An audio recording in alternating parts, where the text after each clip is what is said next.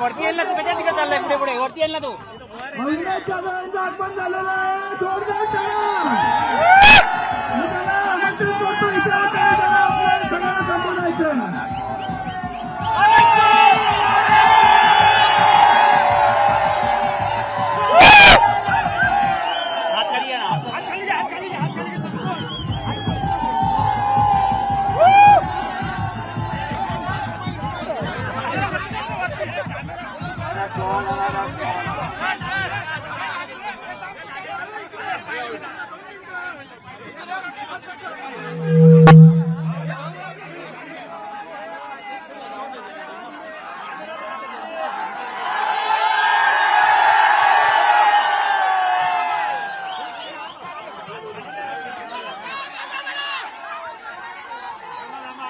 आदरणीय राष्ट्रपतींना वंदन करून तुमच्याशी बोलतो.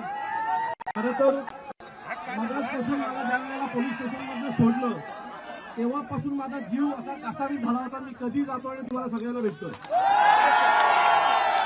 मी तुमच्या सगळ्यांचे मनापासून आभार मानतो. आपण जी काही सुरुवात केली होती आपल्या एका मराठी एकीकरण समिती मनसे आपण सगळ्यांनी सर्वच पक्ष उभाटा या सगळ्यांनी मिळून आपण जी सुरुवात केली होती त्या सुरुवातीला यश आलंय. पोलिसांनी कितीही दडपशाही केली. आज सकाळपासून जवळजवळ 1,500 आपल्या पदाधिकाऱ्यांना अटक केल्याच्या नंतरही तुम्ही सगळेजण एवढ्या मोठ्या संख्येने रस्त्यावर उतरलात. आता असं पकडूया, जर आपल्या कोणाला पकडलं नसतं आणि हा मोर्चा सुरळीत पार पडला असता तर मी खात्रीने सांगतो हा मोर्चा किमान 50,000 लोकांचा झाला असता. अशीच एकजूट आपण मराठी माणसासाठी दाखवूया. आज तुम्ही जे केलं ते खूप महत्वाचं होतं. मी नेहमी मागच्या 5-6 दिवसापासून ही घटना ज्या वेळेला घडली तेव्हापासून आमची जी काही चर्चा चालायची, आज एकाने मोर्चा काढला उद्या दुसरे मोर्चा काढले असते. आणि इथला जो एक आमदार आहे भिकारडा तो नेहमी सांगतो की मीरा भाईंदर मध्ये मराठी माणूस 12-15% आहे. जेवढे आज तेव्हा तुला पुरून उरणार एवढं नक्की आहे. त्यामुळे एक चेतावणी देतो की ह्याच्या पुढे आमच्या नादाला लागायचं. मराठी माणूस कोणाला ऐकणार? आपली एकजूट, आपली एकजूट, आपली एकजूट. मराठी माणूस आगे बढो. म मराठीचा, म मुंबईचा, म मीरा भाईंदरचा आणि म महाराष्ट्राचा. छत्रपती शिवाजी महाराज की जय. भवानी जय शिवाजी. आपल्या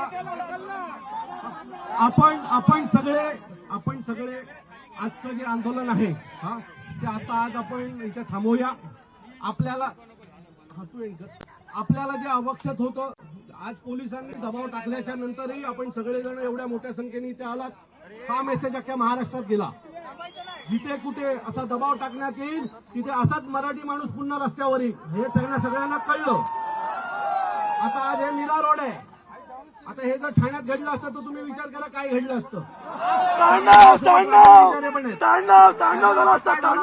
तुम्हाला मराठी माणसाच्या नादाला कोणी लागेल त्यांनी लक्षात ठेवा. आम्ही आता एकत्र होणार. जेवढं वेगळं व्हायचं तेवढं झालं. आता याच्या पुढे मराठीसाठी आम्ही एकत्र आहोत. आपण सगळे एकत्र राहू.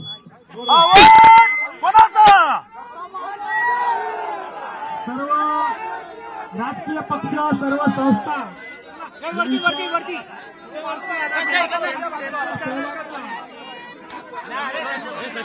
आम्ही मराठी एकीकरण समितीच्या माध्यमातून धन्यवाद देतो. आपण मराठी एकीकरण समितीचा आज या ठिकाणी सर्व पक्ष एकत्र आलात त्याबद्दल आपले आभार. काय करताय रे? अरे काय करताय? अरे येतो ना तुमच्याकडे मीडिया. थांबा ना जरा. थांबा. इथेच थांबा. इथेच थांबा. इथेच थांबा.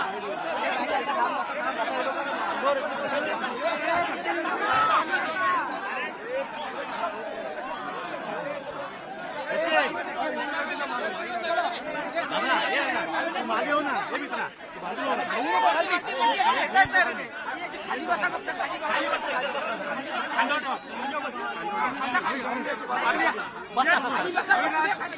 3 वाजता तुला उचललं होतं पोलिसांनी. काय सांगून दिलं होतं मला? मी तुम्हाला सांगू का?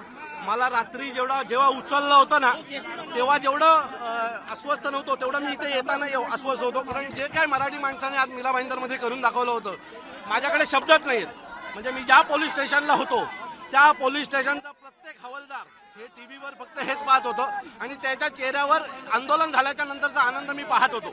तो एका सर्वसामान्य मराठी माणसाचा आनंद होता आणि हा आनंद महाराष्ट्रातल्या प्रत्येक माणसाने टीव्हीवर आज घेतला असेल. मी एका चॅनलला पाहत होतो, एक टीव्ही चॅनल आहे त्याच्यावर मी मोबाईलवर लाईव्ह पाहत होतो. त्यावेळेला 3.5 लाख लोक लाईव्ह पाहत होती. याचा अर्थ विचार करा की महाराष्ट्रात प्रत्येक चॅनलवर किती लोकांनी ते लाईव्ह पाहिलं असेल. प्रत्येक घराघरात आजचं मराठीचं आंदोलन गेलेलं आहे आणि याच्या पुढे महाराष्ट्रात कुठेही मराठी माणसाच्या बाबतीत असं काही घडलं तर असेच मोर्चे निघतील. याचं सरकारने दखल घ्यावी. आधीचा मोर्चा निघाला त्या मोर्चाला अशा पद्धतीने कुठेही कोणाला ताब्यात घेतलं नाही. या मोर्चामध्ये मात्र दिसेल त्याला ताब्यात घेतलं. या मोर्चाच्या बाबतीमध्ये पोलीस प्रशासन आणि गृह खात्याचा दबाव होता. सकाळी ज्या वेळेला पोलीस माझ्या घरी आले त्यावेळेला जे कोणी संबंधित अधिकारी माझ्या घरी आलेले मी त्यांना विचारलं की साहेब मी मोर्चा मराठीसाठी काढतोय आणि मराठीसाठी ज्यावेळेला मी मोर्चा काढतोय त्यावेळेला अधिवेशन चालू आहे महाराष्ट्रात. सो याचा त्रास तुम्हाला होणार नाही आहे का? तर ते म्हणाले अविनाश मला हे सगळं माहिती आहे पण माझ्यावर खूप दबाव आहे मला इथनं घेऊन जाण्याच्या बाबतीत. सो मी रात्री 3 वाजता माझ्या घरी माझा मुलगा आणि माझी बायको होती. मी कुठल्याही वादात पडलो नाही कारण खूप पोलीस होते माझ्या घराखाली वरती खूप पोलीस होते. मी माझे 2-3 सहकारी बोलवले आणि सकाळी खाली उतरलो. परंतु जी काही त्याच्यानंतर वसई विरार आणि या पट्ट्यातनं आमचे 1,500च्या वरती महाराष्ट्र सैनिक या लोकांनी अटक केले होते. त्याच्यानंतर लोक रस्त्यावर उतरली, पोलीस येत होते, महिलांना गाडीत भरत होते, आमच्या लोकांना गाडीत उचलून घेऊन जात होते. मला कळत नव्हतं की यांना आमच्या लोकांना उचलून का नेत आहेत. आम्ही काय आतंकवादी आहोत का? आम्ही काय दहशतवादी आहोत का? प्रतिक्रिया घेतल्या जे कुठल्याही पक्षी संबंध नव्हते मराठी लोक होती इथली त्यांनी देखील इथे जमा झाले म्हणून त्यांना मी तेच सांगतोय की तुम्ही नक्की मीरा भाईंदर हे महाराष्ट्रात आहे की राजस्थान आणि गुजरातमध्ये आहे. आणि जर मीरा भाईंदर महाराष्ट्रात असेल तर मराठी माणसाला त्यांची बाजू मांडण्याचा अधिकार आहे. त्यांच्यावरती बाटली देखील फेकली गेली. मी पुन्हा सांगतो प्रताप सरनाईकांच्या बाबतीत इथे जे झालं ते योग्य नाहीये. कारण तो ज्या वेळेला इथे आला त्यावेळेला मराठी माणूस म्हणून आला होता. मागच्या 2 दिवसापासून मला त्यांचे स्टेटमेंट आवडत नव्हते. पण आज सकाळपासून त्या मराठी माणसाला का नाही मोर्चा काढून दिला याच्या बाबतीमध्ये ते बोलत होते. सो जर एखादा माणूस मराठी माणूस म्हणून जर एखादा मोर्चा देत होती कारण मी त्यांची टीव्हीवर एक बाईट ऐकली त्यात ते म्हणाले की मी आमदार आणि मंत्रीची चादर बाजूला काढून मराठी म्हणून इथे आलेलो आहे. सो मला असं वाटतं की जर एखादा मराठी माणूस आपल्या सोबत येत असेल तर त्याला प्रेमाने घेतलं पाहिजे. कुठेतरी त्यांचा मतदारसंघ आहे ज्या पद्धतीने वातावरण बदललं त्या पद्धतीने त्यांनी बदललं नाही. हे बघा माझं असं मत आहे आम्ही प्रत्येक मराठी माणसाला मराठी माणूस म्हणून बघतो. आता एकत्र राहणं गरजेचं आहे. आता आम्हाला आपापसात वाद करायचे नाहीयेत. जर इथल्या सगळ्या संघटना एकत्र आल्या सगळे पक्ष एकत्र आले तर त्यांनाही पण एकत्र करा. आता रिपब्लिकन पार्टीचे खांबे माझे मित्र ते इथे आहेत. सो माझं मत आहे की सगळे मराठी लोक एकत्र होते. अनेक आमदार म्हणतात नरेंद्र मेहता म्हणतात की या मोर्चाच्या बाबतीमध्ये त्यांचा हेतू चुकीचा आहे. तुम्हाला सांगतो त्याच माणसामुळे हा मोर्चा निघाला. त्यानेच तो 30-40 सेकंदाचा व्हिडिओ व्हायरल केला, सगळ्या प्रेसला दिला आणि आता तो आम्हाला सांगतो. मग परवा तो मोर्चा निघाला त्यावेळेला मराठी माणसासमोर का नाही आला तू? या सगळ्याची जबाबदारी ह्या त्या माणसाची आहे, त्या नालायक माणसाची आहे. या सगळं मीरा भाईंदर मधला जो मराठी टक्का आहे ना तो त्याला त्याची जागा दाखवेल एवढी मला खात्री आहे मराठी माणसाला.